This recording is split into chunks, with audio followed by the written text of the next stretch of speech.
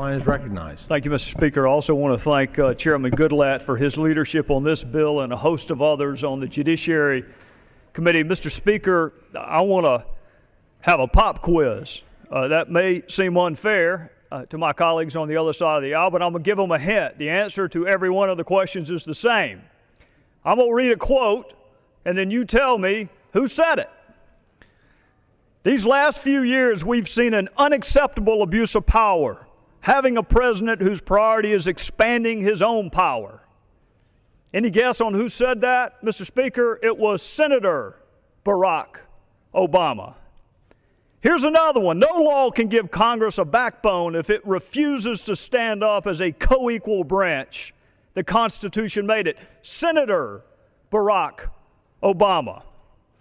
What do we do with a president who can basically change what Congress passed by attaching a letter saying, I don't agree with this part or that part?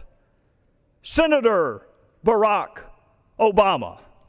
I taught the Constitution for 10 years. I believe in the Constitution.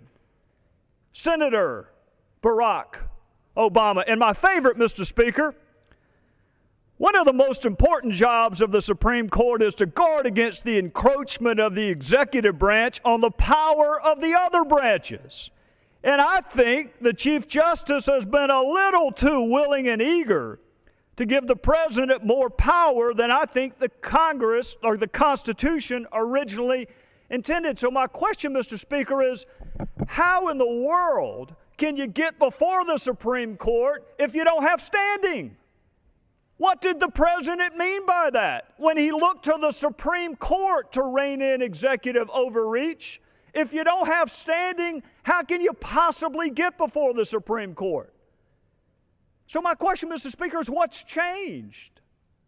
How does going from being a senator to a president rewrite the Constitution? What's different from when he was a senator?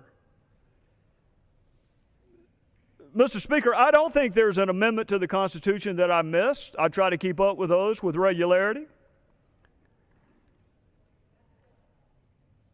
But what I do know is this: process matters. And if you doubt it, Mr. Speaker, ask a prosecutor or a police officer, both of whom, as my friends on the other side of the aisle know, both of them are members of the executive branch.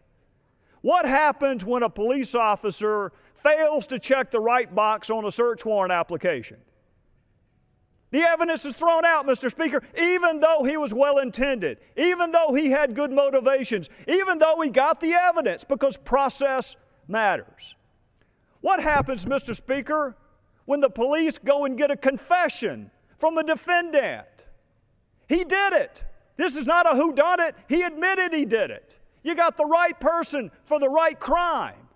But what happens if he doesn't follow the process? The defendant walks free.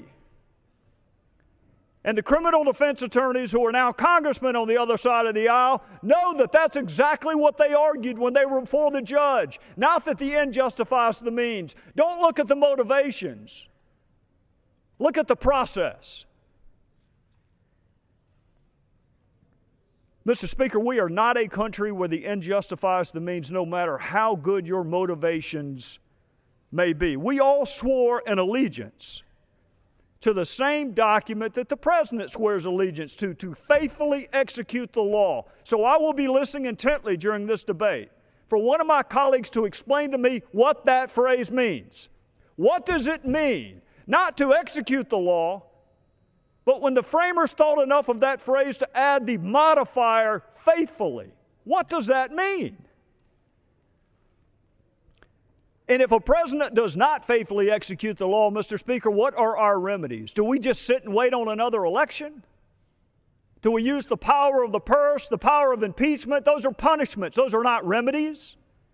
The remedy is to do exactly what Barack Obama said to do, to go to court, to go to the Supreme Court, and have the Supreme Court say once and for all, we don't pass suggestions in this body, Mr. Speaker.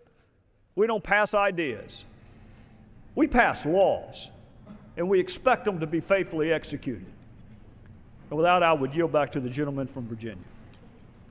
Gentleman, yield.